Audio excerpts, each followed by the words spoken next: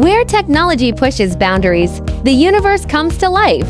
As one of the world's most ambitious 3D immersive LED installations, the virtual universe was created by Absen in partnership with Swinburne University of Technology, bringing a world-class immersive experience to public education.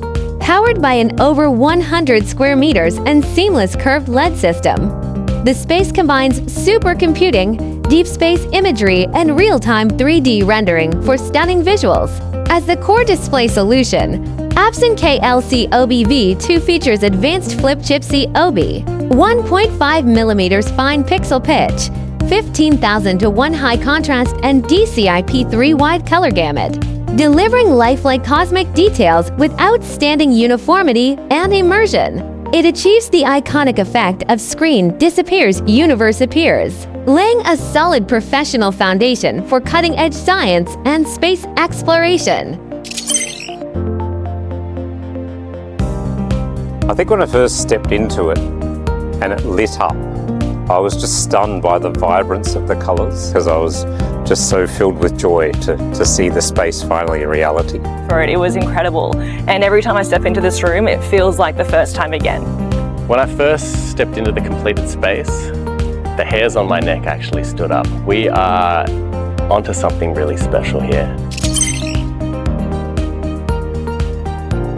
I'd seen the power of an immersive screen, and I'd seen 3D, and we've put the two together, and we don't really have a 3D screen, we have a 3D volume. I think the moment it really clicked for me was seeing it fully done and in full swing, realizing how much impact this space can have on anyone who's curious, not just the next generation of scientists. When someone walks into the space, we want to make it feel like they've truly met the science. They're not just looking at data on a 2D screen, but they're actually stepping inside it.